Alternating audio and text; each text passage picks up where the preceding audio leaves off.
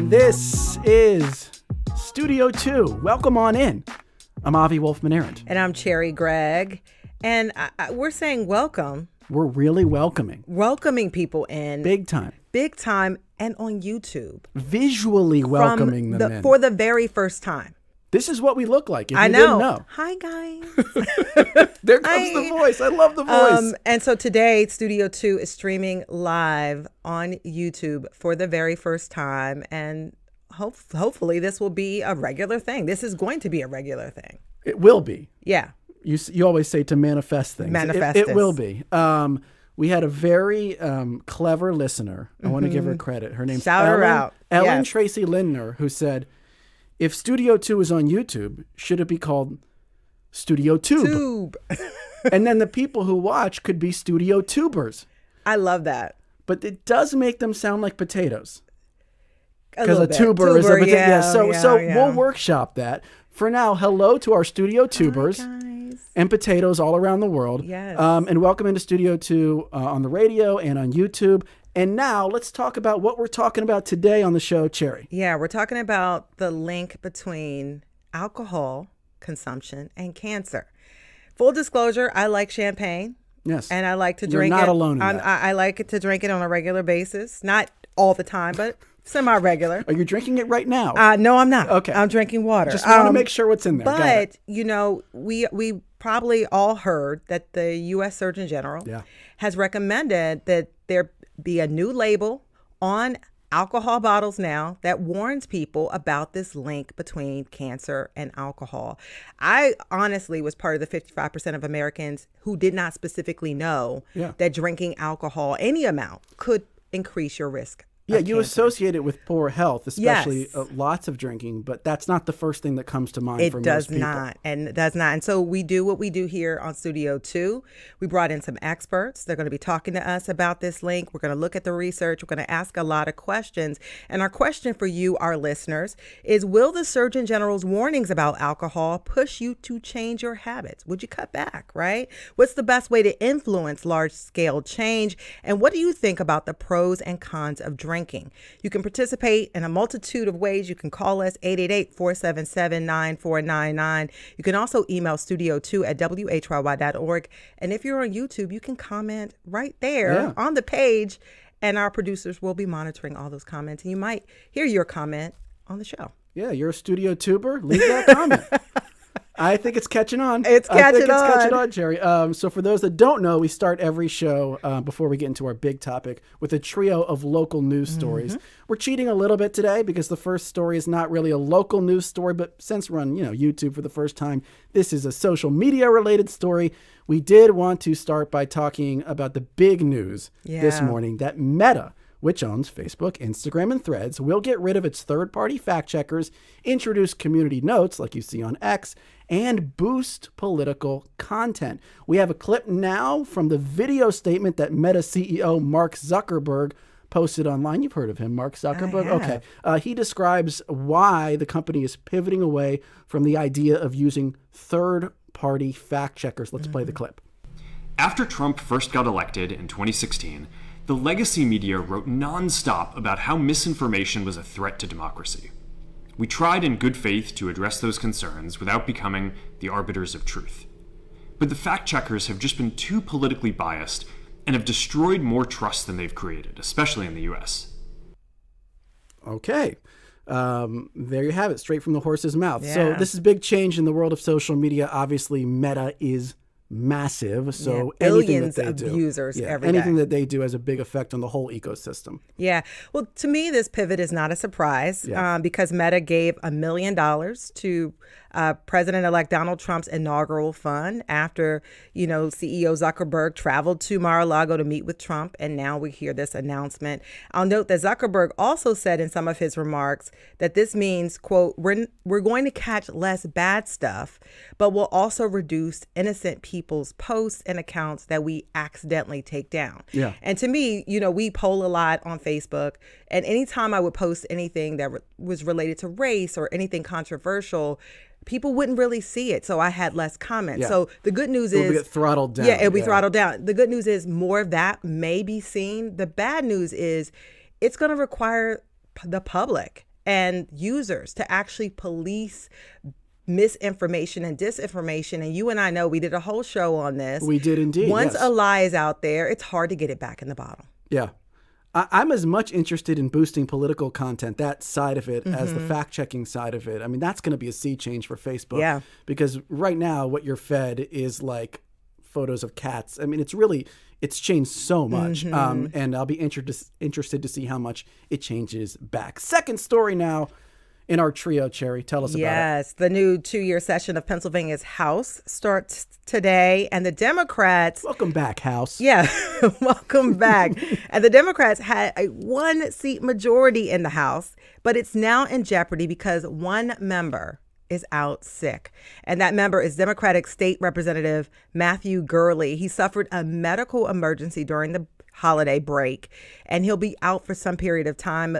This means that the Pennsylvania House is tied 101 members to 101 members. So they go to overtime after they tie, right? After they tie. I don't know what they do over there, but it probably won't be a major issue this session because he is expected to come back. But today, first day, there's the vote on the House Speaker by the full chamber, and then there's vote on rules for the 2-year session, including what committees people are on and all those sorts of things. And the impact is that lawmakers on both sides of the aisle, Avi, will need to get people, the opposition, to agree with them in order to get anything done. So it's going to be some tension, I assume, in the negotiation rooms. Yeah, for those that haven't been following the state house, it's been like this for a while. This is now the second cycle in which there will be this exactly 1-seat majority in favor of the Democrats. Such a sort of strange place to be in 2 sessions in a row. I mean, what are the chances? But look, there's a lot of business. It's a lot to be done. That could happen in Harrisburg this session. We've got transit funding, marijuana legalization, of course, the budget every year. So we'll see how much this impacts the way business gets done in Harrisburg, if business gets done in Harrisburg. Yeah, and what's so interesting is, the Senate is run by Republicans. The Pennsylvania Senate is run by Republicans. And so having the House be run by Democrats puts our governor, Josh Shapiro, in a better position for negotiation purposes. Sure. And so the longer that the state representative stays out, all that stuff, it makes it just a little tougher for the governor to get his agenda done. So we'll see what happens. Let's wind down the roundup by headed to New Jersey. And we saw something, NJ.com, that just caught our eye.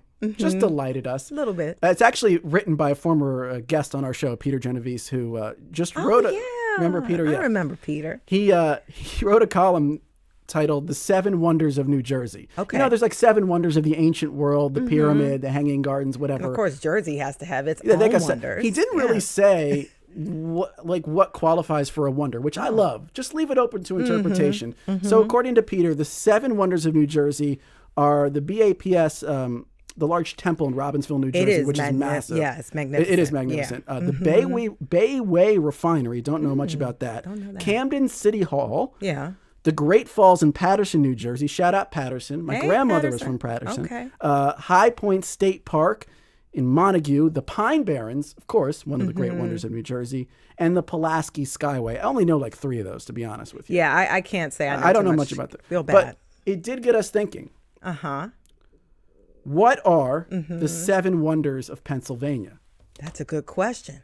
And of course, you asked it today. I put it to the group, the Studio 2 team, and this is what we came up with. I mean, look, I made the ultimate decision on the 7 wonders of Pennsylvania. And again, we don't really know what the criteria are for wonder. You made it up. We made it up. Yes, wonders. Yeah. Okay. Falling Water, the Frank Lloyd masterpiece out in Western PA. All right. The Grand Canyon of Pennsylvania. Ooh. What is that? I don't know. Kevin McCory said it had to be on the list. I don't know. I don't know what it is. Executive producer. Yes. Yeah. We agree. He's the boss. Sure. Grand Canyon of Pennselsvania. Hershey Park, the whole Hershey complex. I love Hershey. Yeah, it's yeah. So nice There's the voice again. Sorry. I love the voice. No, I'm encouraging the voice. I cheated and put like Liberty Bell Independence Hall as 1. It is a wonder. It's a wonder. The Altoona Curve. Do you know about the Altoona Curve? I do not. I've never been to Altoona. I gotta go out there. Yeah, it's this really cool. It's like an engineering feat because there's part of the railway that does this really dramatic curve in Altoona, Pennsylvania. Okay. What did I miss? I put Centralia, PA, which is a wonder in sort of a bad way. Okay. That's the place where there's this, there's a fire burning underground in the mine shafts, and they've never been able to put it out. It's kind of a wonder, though. And I also put the Philadelphia Museum of Art, the PMA. I agree. You know what's not on the list? What? Anything from Pittsburgh. Oh, they feel shafted right now. Sorry, Pittsburgh folks. I was like, what should I put from Pittsburgh? And they have bridges, the yellow bridges of Pittsburgh. Is that a wonder? There's bridges It is pretty everywhere. nice. We were out There's bridges everywhere, this September. CJ. It's pretty nice, though. But you're not impressed I by love those Pittsburgh. bridges. There's just no wonders for me. I think one part of the city, there's like a tram that goes up something like a really steep hillside. Is that a wonder?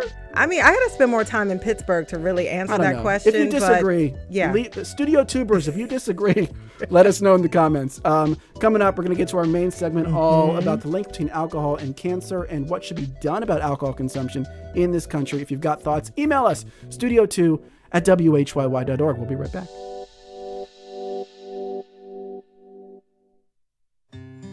Hi, this is Bill Morazzo, president of WHYY, and I want to extend my heartfelt gratitude for your support of our community during this past year.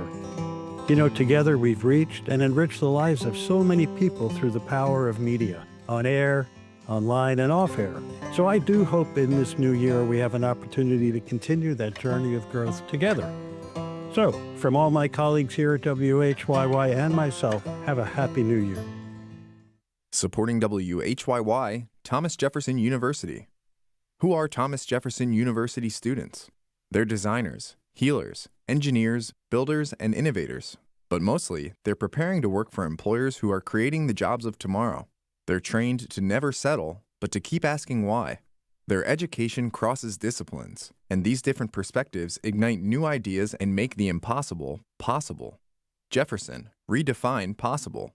It's Governor Phil Murphy's final year in office. We'll kick off 2025 with a conversation about what he wants to accomplish, the race to replace him, and we'll take your calls on the next Ask Governor Murphy tomorrow night at 7 on WHYY.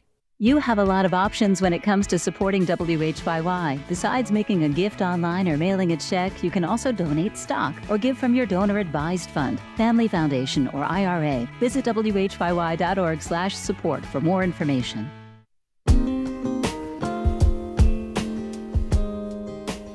Welcome back to Studio 2. I'm Cherry Gregg. And I'm Avi Wolfman-Arendt. According to the research, alcohol increases the risk of cancer. And we're not just talking about problem drinkers, people who struggle with alcohol dependency or binge drink at college parties. If you consider yourself a moderate drinker, you have a glass here or there with dinner, the health risks may apply to you too. And the link is so strong that Surgeon General Vivek Murthy is now calling for cancer warning labels. Here he is on PBS NewsHour on Friday. Let's take a listen.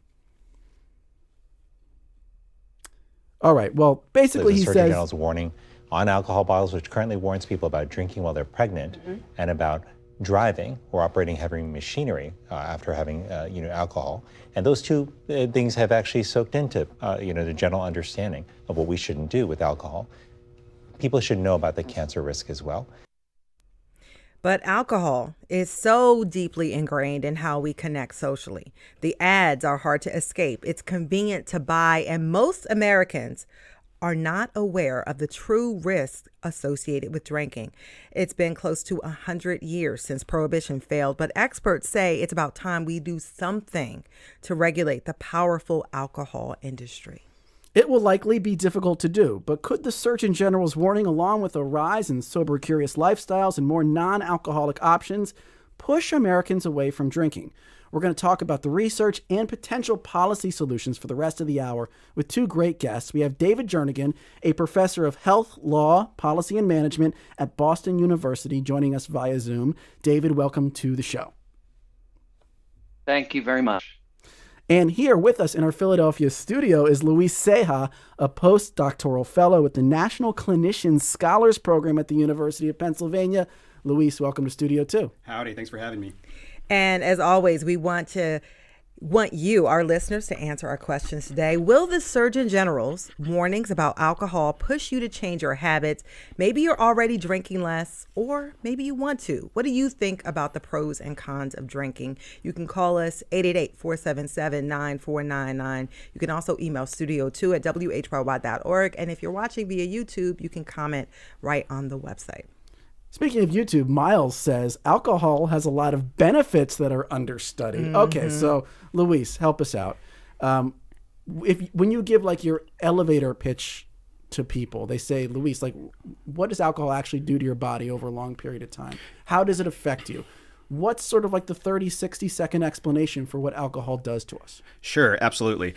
So just to preface, I am an internist and a pediatrician. I am an aspiring transplant hepatologist, meaning that I want to give everyone a liver transplant that needs one. And the leading cause of liver transplants right now in the United States is alcohol-associated liver disease. So that also intersects with alcohol use disorder. And one of the reasons why I'm also like here today and, really involved with the alcohol policy space and kind of exploring the different options that we can do.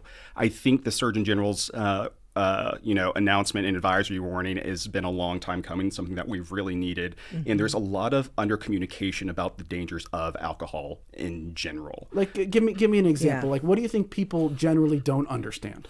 That it is so permeated in our society, and it's not just like, cancer, for example. For me, it is. I recently wrote a piece, a commentary piece that came out in Stat News. And as a doctor, there's just so many reasons that alcohol just plays a part. It is the thing that we see in so many social histories. Yeah. The thing in chronic diseases, not just like liver disease or cancer, for example, but it is the things that brings people in. It is the drunk driving, for example. There was also, I remember I trained in New York, and I was at the 34th Street stop. And it was during the NCAA basketball championships. There, a party just had come down. They were drunk, and they were stumbling down the steps. Wow. And when you think about it, it was not. They stumbled down the steps, and there was a girl that actually her cell phone slipped into the tracks itself. Yeah. But she did not have the awareness to be like, oh, let me pause. And she tried to jump into the tracks. Wow. And so when we think about alcohol, it's not just like those acute effects, like I'm drunk right now, but it's also what it does to our brain. And we're not thinking straight. Yeah. We are going to be drunk driving. I'm going to jump headfirst into the train tracks to get my cell phone while there's a train coming. We're not thinking right. But when we think about the mechanisms itself, about what alcohol actually does, it is what we call a carcinogen, meaning that there's a direct link to cancer as well. So ETOH, ethyl alcohol, it metabolizes into something what we call acetaldehyde. And that's what actually disrupts DNA repair and all these things at the cellular level that help contribute to cancer as well. Yeah. And David, I want to bring you into the conversation, and Luis started to tell us some of this, but can you specifically walk us through what alcohol does to your body that makes you at a higher risk to get cancer? So through some of it, certainly the DNA damage, it also eases the entry of carcinogens from tobacco. So if you're smoking and drinking at the same time, then that will increase your risk. But also the larger picture here, to more than 200 disease and injury conditions in the human body, actually kills 178,000 people a year in the US. It is the third most preventable cause of cancer, tobacco, and obesity. It's kind of a no-brainer. Since 1988, we've known, and the International Agency Research on Cancer has determined that alcohol was a carcinogen, cancers of the mouth, esophagus, larynx, liver, colorectal area, female breast, 7 sites where it's a clear carcinogen, and message here, and it's so great that the Surgeon General has spoken out. I mean, the general message here is if you want to reduce your risk of cancer, the less you drink, the better. Yeah. Well, so I think most people, if you just ask someone on the street, David, they would say alcohol's not good for you. But we talked about this earlier on the show. They might not say that alcohol is linked to cancer. So if that connection is made in mass for lots of people, How do you think that changes the way the average person approaches the risk? Because cancer is a different type of risk than I'm going to wake up tomorrow not feeling great because I'm hungover. How do you think it changes people's risk appraisal if they're making that connection between alcohol and cancer? I think cancer scares people big time. Yeah. It is a hidden disease. It develops slowly over time. It kind of wears away at your body, and when it finally shows up for many people, it may be too late for effective treatment. So it really scares people. I think, frankly, this is one of the things the alcohol industry is most worried about here. In tobacco, we began with the warnings, and even though the research we've got on alcohol warnings suggests they're not going to make that much of a difference in people's drinking behavior, they are the opening wedge. We do have one pilot study from a cancer done in one province in Canada. They could only study it for about 6 weeks because the alcohol industry protested so loudly they had to stop the study. But already they were seeing measurable effects in people's alcohol purchasing behavior. So yes, the cancer warning alone may make some difference, but it also designates alcohol as not a regular consumer product, as particularly bad for you. And that may open the way to some of the other things where it's much clearer that they affect people's behavior. The number one here is alcohol taxes. Yeah. Most states stopped raising their alcohol taxes in 1972. They generally flat taxes. They don't rise with inflation. The result is alcohol has gotten still in the alcohol industry. Every year there's inflation, the industry gets a tax cut. We don't. So alcohol gets cheaper and cheaper. One of the little exercises I love to do, I lived in Baltimore for 10 years, go to a corner store, figure out what the cheapest form of liquid is. It's not the soda pop, it's not the water, it's not the orange juice, it's not the milk, it's the beer. Yeah. And I want to make sure that I get the question of the day out to our listeners. Would a warning label about risk of cancer linked to alcohol push you to change your habits? What is the best way to influence large-scale change? What do you think about the pros and cons of drinking? What are those for you? You can call us 888-477-9499. You can also email studio2@whyy.org. Matt from Norristown comments, warning labels on alcohol might help him cut back. He says, my alcohol consumption has dropped quite a bit over the past 10 or 15 years anyway. And Luis, I want to bring you back in the conversation. And one of the things that stood out to me from David and just in preparing for the show was that this is something that is not new information, although I did not know this weeks ago. You know what I mean? Why do you think this information has been out there about this link to cancer, between, alcohol and cancer? And why isn't this more widely known? And why hasn't, this warning been provided to consumers years ago? Sure. I think the pandemic, COVID, really changed the game for a lot of different reasons and brought a lot of attention to things that we weren't paying attention to before. And the pandemic itself made alcohol use a lot worse. So, for example, as I said, I trained in New York City. We had a governor in New York that deemed liquor stores essential businesses. We had DoorDash and Uber Eats that were able to deliver liquor straight to your doorstep. And, from my experience, my clinical experience, we had young people that were my age that were drinking themselves to transplant. And then you have, a broader society that's just like, how am I going to cope? I'm isolated. Let me just drink.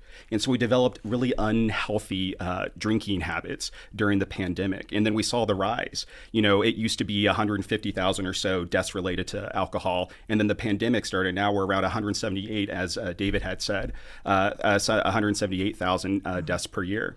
And so alcohol has been getting a lot of attention, not just in the U.S., but also internationally. And when we think about the labeling, we're not the first to call for this. In Ireland last year, they made a big statement in saying, hey, we're going to go ahead and start putting this cancer risk on all our labeling. There is a lot of pushback saying that from the different markets, saying this is going to impact us economically. There's competing priorities all over the place. But Ireland said the public health benefits outweigh the risk. You have some props with you. Yes. By the way, kudos to you, Luis, for bringing us in on our first YouTube day. So I'm guessing that you wanted to show us what the existing labels look like on bottles of alcohol. So what do you have here? So I have a 50 milliliter shot little bottle of Fireball. So It's a whiskey, yes. And so whenever you buy alcohol in the United States, wherever it's sold, there is a government label warning. So, for example, can you read it without reading glasses? Is the question? Not this one. And can you read that one? That's a clear bottle. Yes. So. This is a Corona now. Yes. So we have two. I'll read it verbatim. It says, 1, according to the Surgeon General, women should not drink alcoholic beverage during pregnancy because of the risk of birth defects. And 2, consumption of alcoholic beverages impairs your ability to drive a car or operate machinery and may cause health problems. May cause health problems. That's all we get. May cause. And again, as David had alluded to, we did not start getting alcohol label warnings until 1988, and these have not been updated for over 30 years. Wow. As compared to tobacco, the Surgeon General's report that came out in 1964 said, hey, we have to do something. And then in 1965 is when we started seeing labels on tobacco. And that's a pack of Newports here. Oh, yes. And for example, taxes and prices, like price increases, do work. This was $16. Yeah, for that one pack of Newports. Yes. Yeah. This was like less than 2. The Fireball whiskey. You could take a shot. Yeah. For less than $2. Yeah. And then both of these were just under $5, for example. Yeah. And so the warning on the Newports, what does that say in comparison? So it's interesting. So there has been a lot of development and evolution of the labeling, especially within the last 5 years or so for this. I was kind of disappointed because I was expecting a little bit more, but what it does say is the Surgeon General warning on the pack of Newport says, quitting smoking now greatly reduces serious risk to your health. What we now have from the FDA is that we actually have graphic images. They're investing almost 3D color images showing the direct effects. They have 11 different models that you can go through. So there's actually the most fascinating one was actually one of a woman with a big cancerous tumor coming out of her neck. They're really trying to drive home this point that smoking causes cancer, and they're doing it through every which way, and they're making sure that it's going to be visible. When you look at the visibility of what we have on alcohol, again, it's clear, right? Yeah. The moment that this is down, you don't do it. You think it might just be nutritional facts. You might not even do it. I thought it was ingredients.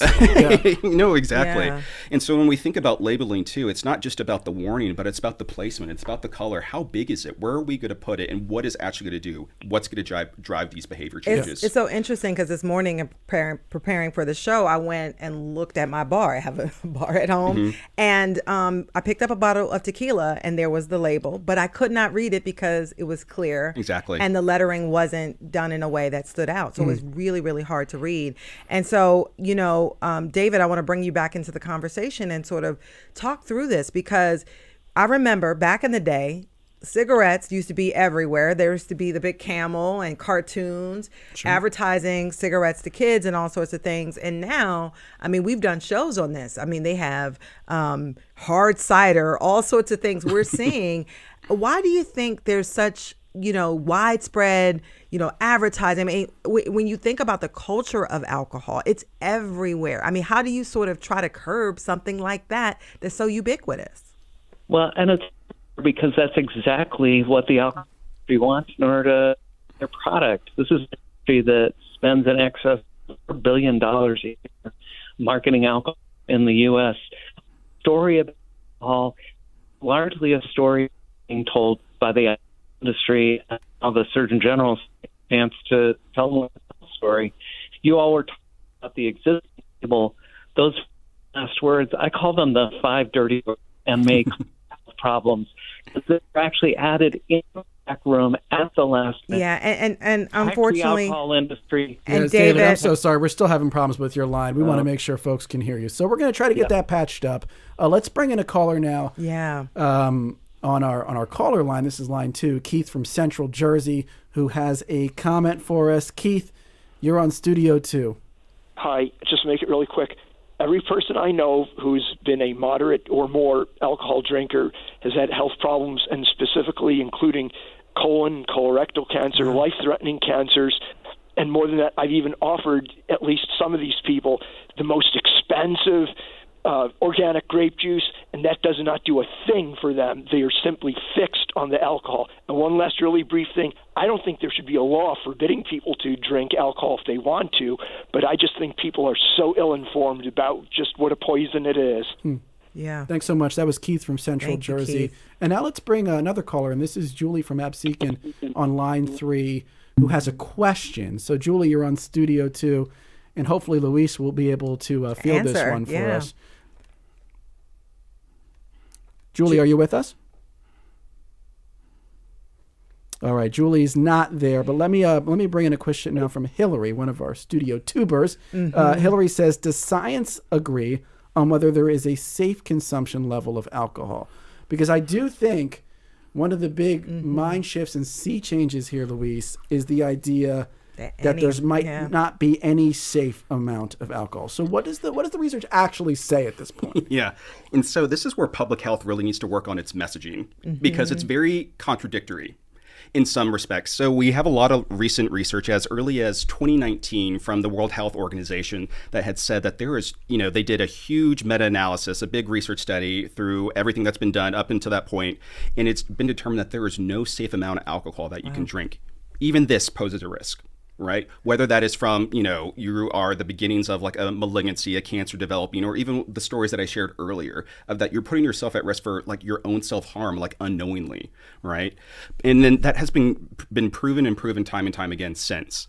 But also right now we have what we call the dietary guidelines that are done by the USDA. And they're actually right now in being rewritten for 2025 to 2030. But right now, for the current USDA recommendations for drinking is that they don't recommend any heavy or like binge drinking. But if you are going to drink, there are a couple recommendations that they do have. So if you are a man, so no more than 2 drinks per day. If you're a woman, no more than 1 drink per day. But then the question becomes, how do we define what is 1 drink? How many ounces is that? No, exactly. And so there's different things that we have. So for beer, 1 drink is defined as 12 fluid ounces. So this is 12 fluid ounces, and also a can of beer. When we look at wine, that's 5 ounces. And so 5 ounces, you can just think of that as a glass of wine, but you're going to measure with your heart. There's giant glasses You can fill that sucker up if you want. There's giant glasses. Yeah. And then when we look at distilled spirits, like, a shot of tequila, for example, 1.5 ounces, which is exactly a shot. And even this is considered more than 1.5 ounces. Wow.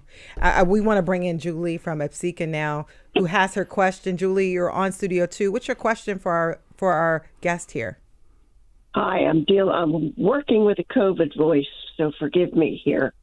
My question is, how is the data in for someone who has a few drinks on the weekend versus someone who does drink every single day? Yeah, thank you and for that. by the way, Julie, we hope you feel better soon. Yeah, I've had the COVID voice myself. Go right ahead, Luis. Sure. And so if I understood the question is, what is the difference between kind of like binge weekend drinker versus because a you're daily saying no drinker. safe amount, but I think a lot of people are probably wondering, but like, how much does that extra drink add to my risk? Is there a threshold past which, I'm really, really exponentially increasing my risk? Because you could say no safe amount, but that doesn't mean that these things are all equal. And if you only drink a couple of drinks on Saturday and not any other day, is that safer than 1 drink a day? Yeah. And so again, this is where we really, as public health officials and also like as the medical profession, we have to kind of come together a consensus about what our messaging is going to be, because those are all very, very valid questions.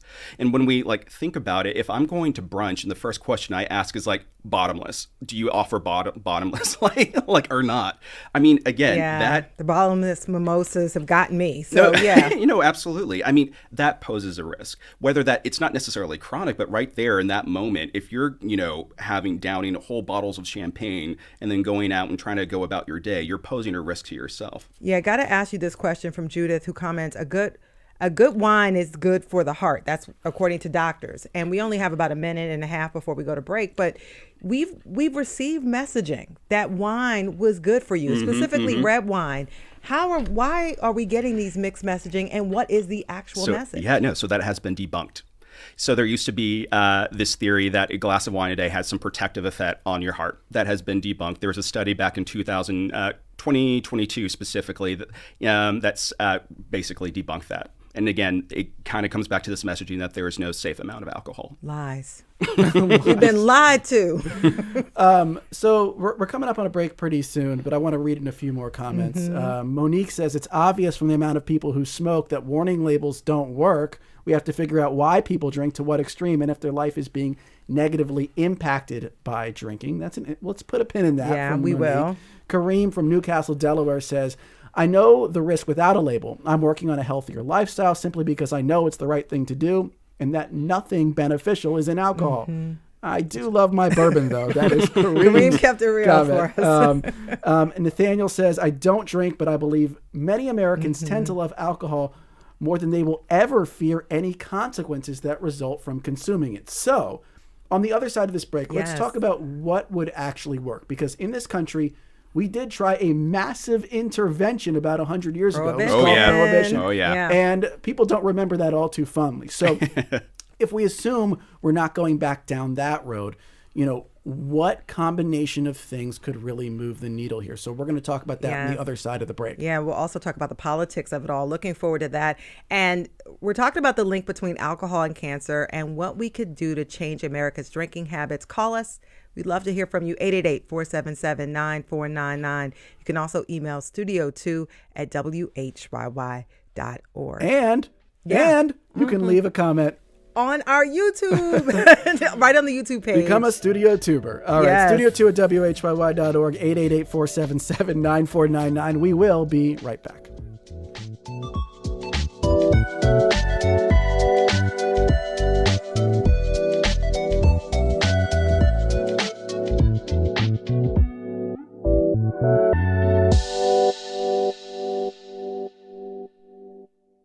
WHYY's Climate Desk introduces you to the Delaware Valley's climate fixers. If we want to reduce plastic waste, we want to find solutions for the material that already exists. Innovative people that are doing their part to reduce our carbon footprint and showing you sustainable solutions for a brighter future. Any plant that is photosynthesizing, that is sequestering carbon. So the more plants we grow, the more carbon that's sequestered. Learn more about WHYY's Climate Desk at whyy.org/climate. Supporting WHYY, the McCarter Theater Center in Princeton, presenting the national tour of Here There Are Blueberries, Tectonic Theater Project's new play and a 2024 Pulitzer Prize finalist for drama, January 24th through February 9th. Inspired by true events, the play unravels the story of a mysterious Nazi-era photo album that surfaced at the U.S. Holocaust Memorial Museum in 2007. Tickets and information at mccarter.org. That's mccarter.org. I'm Robin Young. The Oscar-nominated documentary Porcelain War is the story of the Ukrainians on their own front line and the artists and culture they fight to protect. On fields or in your home, it's dangerous because all Ukraine is under shelling every day and every night. Their breathtaking story next time, Here and Now. Weekdays at 1 on WHYY.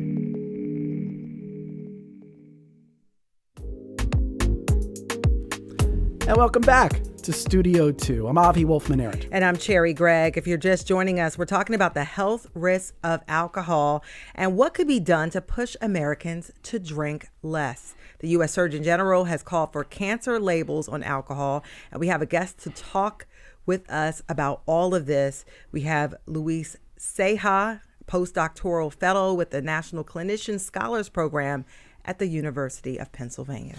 We've got calls and comments pouring in from you, and we've asked you a couple questions this hour. Will the Surgeon General's warnings about alcohol push you to change your habits? What's the best way to influence large-scale change on this topic? And what do you think about the pros and cons of drinking? Give us a call, 888-477-9499. You can also email studio2@whyy.org. Yeah, I want to bring in a caller. We have Sarah from Pittsgrove on the line. Sarah, you're on Studio 2. What's your question or comment?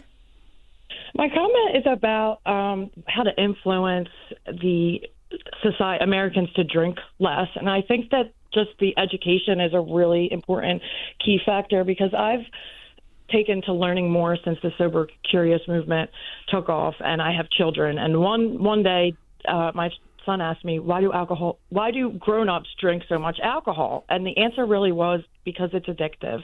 And I think that alcohol is an addictive substance, just like cigarettes, and that many people, anybody is prone to becoming addicted to it. So if there was something like a sin tax, I think that those funds should be funneled into educating the public, and not just the young kids and teenagers, but even adults, because it's to the point where if I go to a party and I'm not drinking, it's weirder and there's more of a stigma surrounding that than if I have a so-called drinking problem. Yes, thank you so much, Sarah. By the way, Kier from Philadelphia comments, a commercial campaign would help. I know the commercials with the woman speaking from a machine to help her trachea was a reality check, and that's referring to smoking.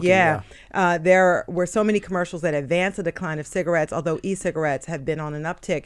And so I want to talk about the political will to put even this label on there. What would it take, do you think, to get this on there? Because even though the U.S. Surgeon General says we should have a cancer label when it comes to alcohol, he can't just unilaterally do that, it's after Congress, And so when we think about what we want to do, especially at the federal level, let me just back up really quick. When it comes to alcohol policy and actually implementing things, it is so decentralized. So you have the federal level, you have the state level, and then you also have like the local level as well. Every single one of those has the ability to do something about alcohol and enforce regulations, stricter regulations, looser regulations, whatever it's going to be. And the one that will actually get us the farthest in terms of like changing the national narrative about alcohol is something at the federal level.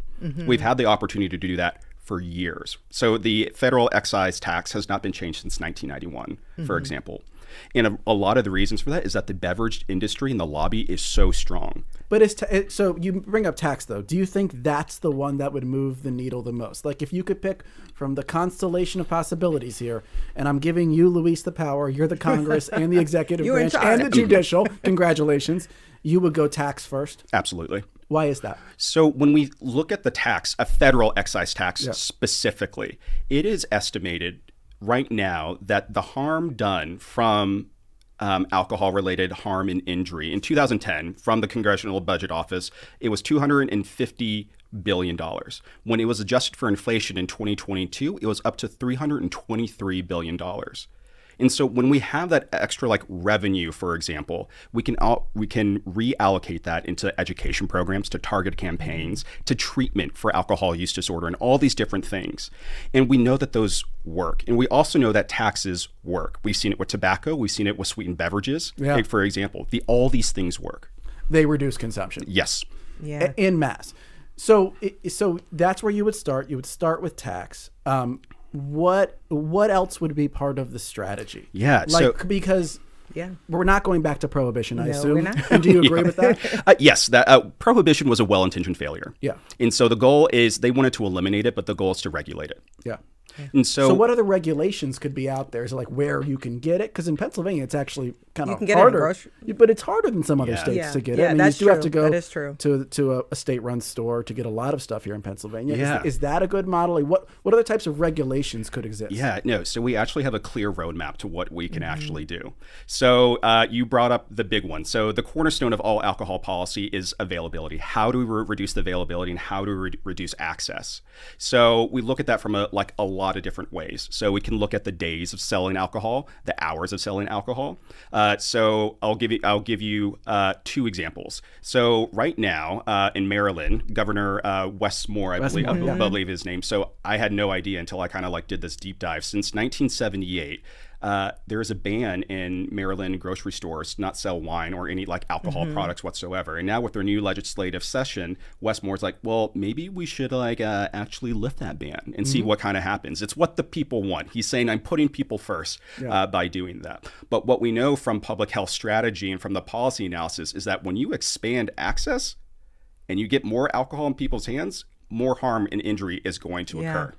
And so that is we actually had a recent change here in Pennsylvania. You can get canned cocktails now in more places than you used to be. And I mean, in my grocery store in my neighborhood, you can get alcohol. You have to go to a separate register, but you can get alcohol in the grocery store. And I think one of the so I'm from Texas. I was a cashier in our local grocery store. Texas has weird kind of stipulations about when we can, the days and the hours and everything.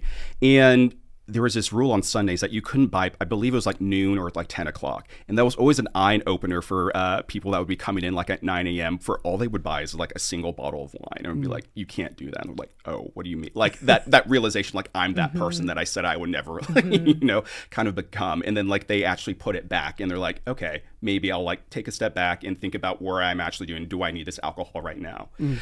In terms of the other things, we call it alcohol outlet density, meaning that the number of stores and places that are like licensed and permitted to actually sell alcohol, how many do we have like in one like zone? Yeah. Right. And so it's very interesting when you look at that. So of course, all these policies kind of disproportionately affect lower income communities. Yes, because that's where you can find a lot of liquor stores, and corner stores, and all that. Yeah. Absolutely. So, like, finding this was so hard. you know, actually, talking about the cigarette. Yes, and but when you go to like West Philadelphia, for example, you have these bodegas and corner stores, like literally 4 at an intersection, right, where you can. This is all access. But if we were able to take away maybe 1, maybe 2 of those corner stores, I mean, that does a lot of good for the community. Yeah, and I want to bring in another caller. We have Scout from Philadelphia who has a question or comment. Scout, you're on the line. You're on Studio 2. Hi, nice to talk to y'all. I just wanted to bring up, I guess, a comment on ways to reduce alcohol consumption in general by addressing the causes of people seeking out alcohol at such rates, utilizing strategies like your syntax to fund improving quality of life for the socioeconomic groups and people who are most affected by alcohol, which is predominantly dealing with a low quality of life. And as someone who is a former illicit substance user, I do not necessarily believe in if we take it out of stores, people won't use it. Yeah. Just as the way things function in the world, just because things are taken off the market legally does not mean the use stops. But when people's quality of life and urge to use it is reduced, we see better outcomes. Yeah. Thank you so much, Scout, Love for that from Scout. Thank you, Scout. Can we dig into this a little bit more? Because I was telling Avi before we started the show, my first drink was at First Communion. You know, I sip. It's so deep in our society. I mean, you take a sip every day. I was raised Catholic. Take a sip of wine every Sunday. You think about all the celebrations. You drink. You clink glasses. You drink at weddings. You drink.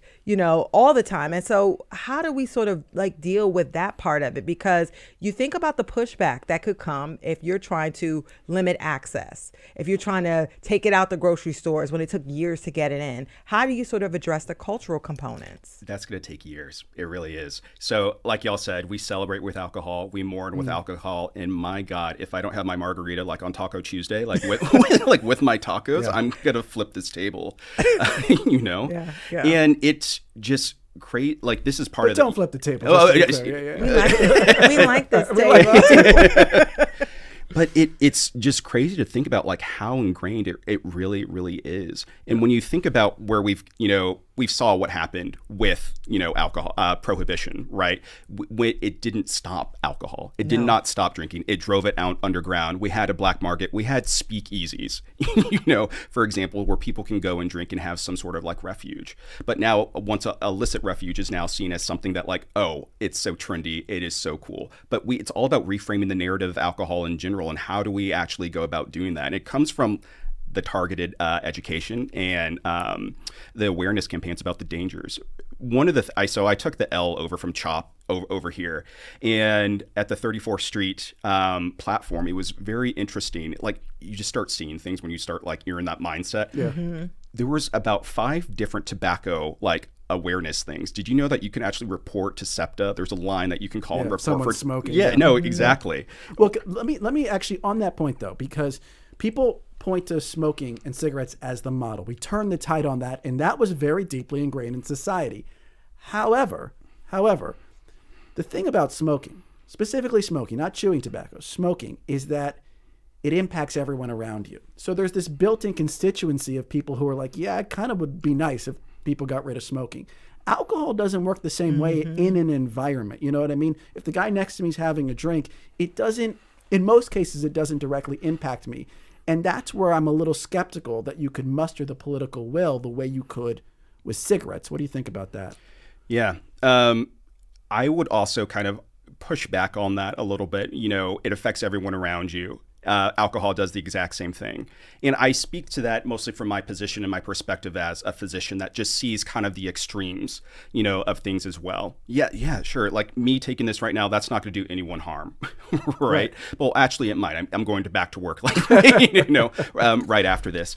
But we really just have to take a step back and think about what it does. Not because when we see that is higher order thinking for people. Yeah. Oh, than this guy smoking next to me. I would love it if they banned it in this restaurant. No, absolutely. I mean, have you ever been on a plane where someone's been served too much? Sure, absolutely. That's a disruption. Yes, for sure. We start hearing. That's a good point. Yeah, we start hearing about the community disruption as well. Drunk driving, for example. Oh my god! So in Montgomery, Alabama, for example, they actually had a local ordinance that they was going to be signed by the mayor, but then it got vetoed. And this ordinance was all about going from 2 a.m. to midnight, about reducing, we're going to stop sales of alcohol right here because they had a drunk driving problem. How are we going to do that? But then all of a sudden you had the beverage lobby, you had the public being like, you can't do that. We have to drink until 2 a.m. How do we get back? This is the thing where we have to all kind of come together. Yeah, and I want to bring in another caller. We have Jamie from Elkins Park on the line. Jamie, you're on Studio 2. What's your question or comment? Hi, I'm just listening to your observance about social spaces. We drink at weddings, we drink to go out. I think a lot of, people who perceive themselves healthy pick up those drinking habits in adolescence and in college. And it comes from this sort of lack of content of another social space. Now that I'm in my 30s, a lot of friends are comfortable being at home with their spouses and their babies. But how do you get content in a frat basement or a dingy bar? We already see sober bars popping up. Yeah. But I guess question one is what could a vision for doubling down on sober social spaces look like? And then is there any medical evidence that sort of supports when you're a kid, you have fun sober all the time without thinking about it. Yeah. But as we get older and trained with alcohol, is there any medical evidence that we don't know how to have fun as adults without a substance? And Jamie, we're going to end it there because we're running out of That's time. Deep. That's so true. That's it enmeshes with everything. It's how we have fun. Yes. Yeah, and I can say I can have fun without alcohol, but there are people who get anxiety and they use it to make it a little bit easier. Right? And I want to close out because we have the new administration coming in. We have Vivek Murthy, our Surgeon General, going out, right? Will this warning even happen? Does the Conservative Party, the GOP, do they care about this issue? Will this just fade away? So I think I really appreciate the Surgeon General in making this advisory warning, but I also think it came too late. I think we're going to have a missed opportunity, and I don't think that this next administration is going to make this a priority, and it's going to stay where it is right now at the state and the local level to really bring things up and create the momentum. Exactly. Yeah. Well, thank you so much. Before I say goodbye, I just want to read in a couple more Studio Tuber comments. Michelle says it's very interesting that liquor store staff were considered essential personnel during the pandemic. I think it speaks to the dangers of withdrawal for people who have a problem with drinking alcohol. Kelly says, I'm so confused. I also thought one glass of wine was good for the heart. If it was proven wrong, why didn't we know? Well, hopefully we're learning today. And Kelly says, is any form of alcohol better? And I think we're learning no. There's not really a healthy alcohol out there besides no alcohol. But let me thank our guests. Thank you so much, Luis Ceja, postdoctoral fellow with the National Clinician Scholars Program at the University of Pennsylvania. You were wonderful. You brought props. You brought energy. Luis, thank you so much for your time today. Thank y'all. Y'all want these? Oh, gosh. Luis, don't tempt me. And we also want to say thank you to David Jernigan, who was on earlier on the show. He's a professor of health, law, policy, and management at Boston University, who joined us via Zoom. We appreciate your time as well. And we want to say thank you to you, our YouTubers who tuned in for our very first Studio 2 live stream. I'm so excited. So excited. Yeah. And thank you to our producers, Debbie Builder, Paige Murray Besser, and Andreas Copes. Mike Schiffler is our visual producer. Thank you. Al Banks and Tina Calicay, who engineered today's show. Our executive producer is Kevin McCory. From Studio 2 at WHYY in Philadelphia, I'm Cherry Gregg. I'm Avi Wolfman Arendt. Before we go, Allie and Jamie said The Incline in Pittsburgh should be on Pennsylvania's 7 Wonders list. I don't know much about it. Look, but you know what? I'll throw it on there. I love our listeners because they let us know. They let us know. And I love that. Shout out to Pittsburgh. Shout out to Philadelphia. We will be back tomorrow with more Studio 2. See you then. And tomorrow at noon, people in their 20s and 30s are less likely to marry, have children, and own a house than prior generations. Are they bypassing the traditional milestones of adulthood by choice or by circumstance? Is an entire generation in a state of arrested development? What do you think? Email studio2@whyy.org, and then we will see you tomorrow at noon. Coming up next on WHYY, it's Here and Now.